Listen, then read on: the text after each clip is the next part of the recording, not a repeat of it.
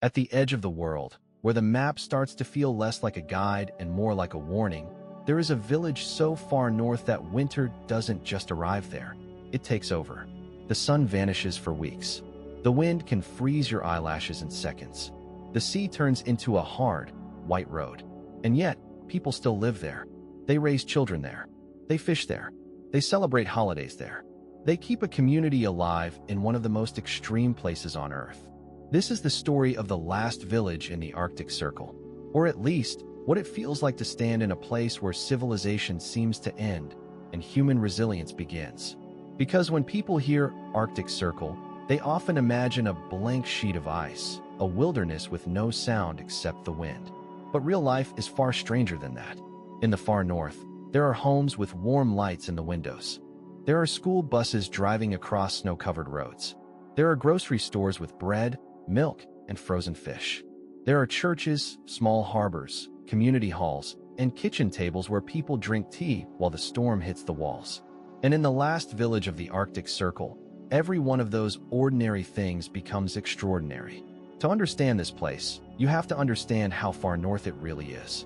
The Arctic Circle is an imaginary line circling the Earth at about 66 degrees and 34 minutes north. Above it, the sun behaves differently. In summer, there are days when it never sets.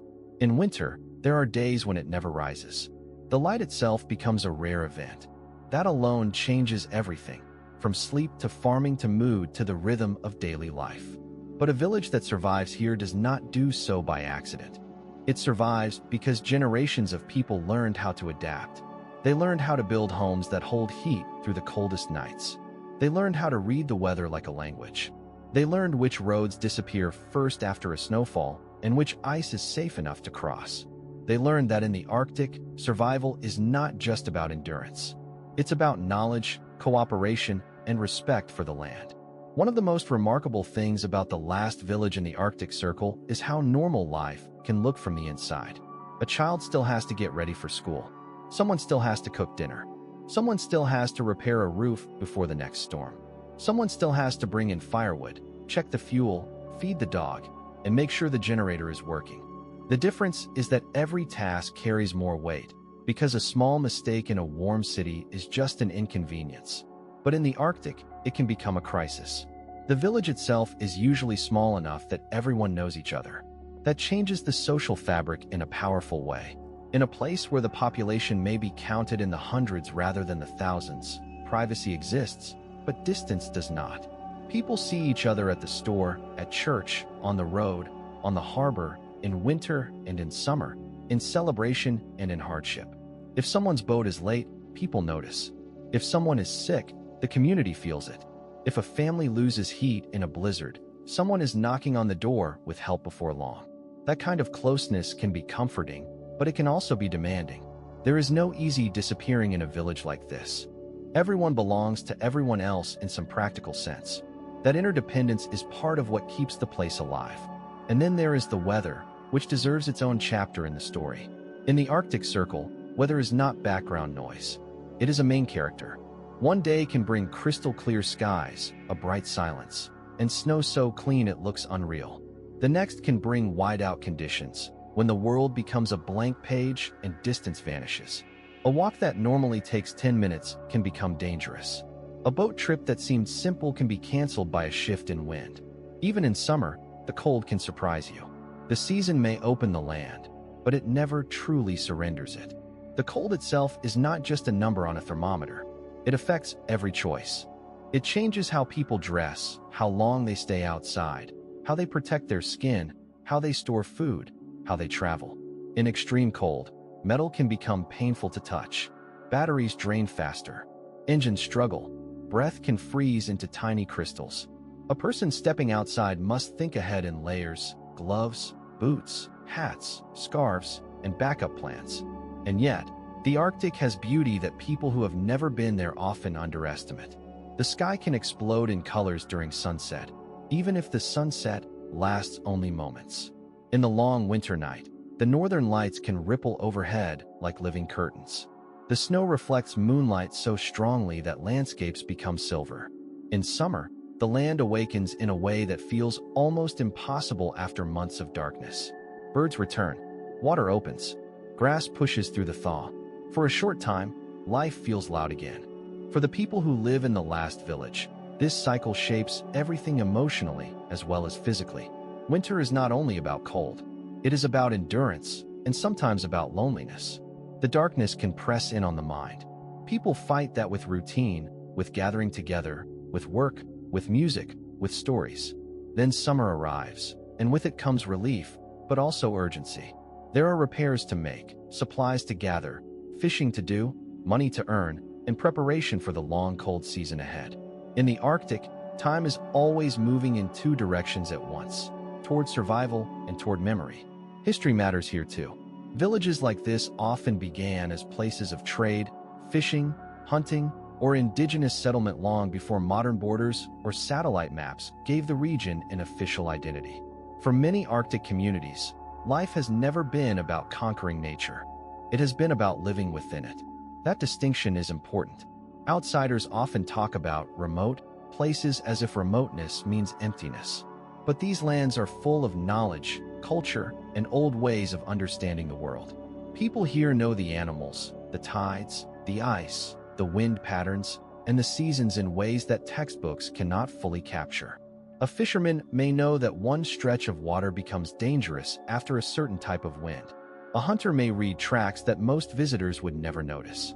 Elders remember winters that younger people have never experienced, and they carry stories that are both practical and sacred. In a village this far north, cultural memory is not decoration. It is survival technology. That's why the last village in the Arctic Circle is not just interesting because it is isolated. It is interesting because it reveals what people are capable of when life gives them very little margin for error. Consider food. In a major city, if one supermarket closes, another is nearby.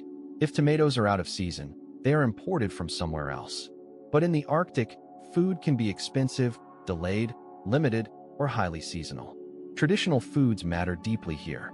Fish, seal, reindeer, berries, and preserved foods can be essential both nutritionally and culturally.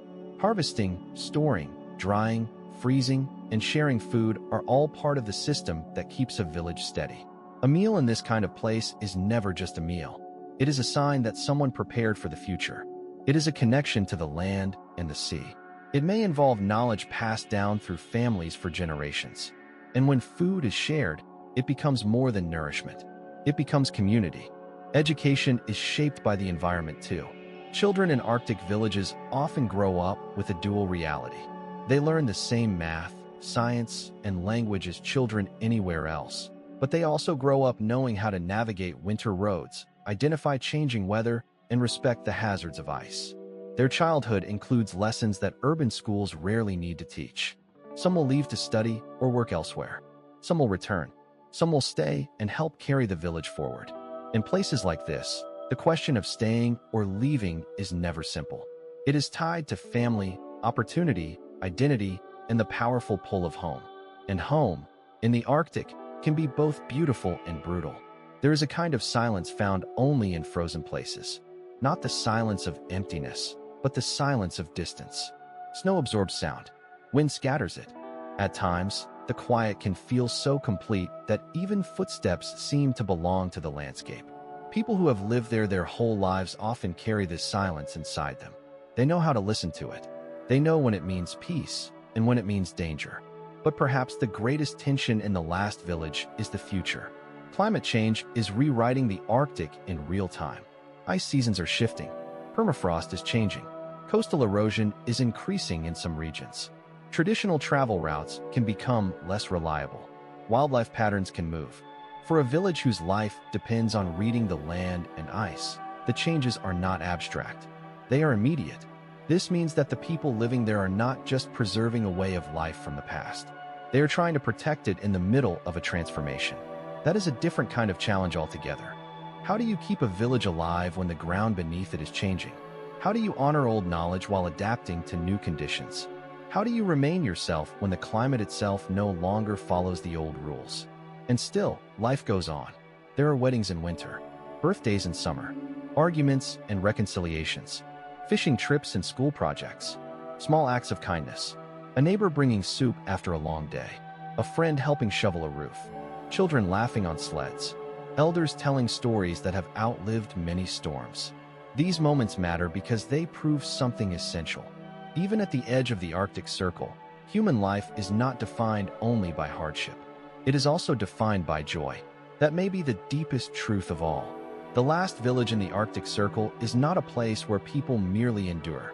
It is a place where they live fully, in ways that the rest of the world often forgets to notice. They make homes where others would see only cold. They create traditions where others would expect emptiness. They build belonging in a landscape that demands strength every single day. So when we look at that last village, we are not just looking at a dot on a northern map. We are looking at a lesson about adaptation, a lesson about community, a lesson about memory and courage, and the stubborn, beautiful fact that human beings can make a life almost anywhere. If you ever find yourself dreaming about the far north, remember this. The Arctic is not just a place of ice and darkness. It is a place of people. And in the last village in the Arctic Circle, those people are still writing their story, one winter, one summer, one shared meal, and one survival at a time. If you enjoyed this journey to the edge of the world, subscribe for more stories from places most people never get to see, and let me know in the comments. Would you ever live in the Arctic Circle?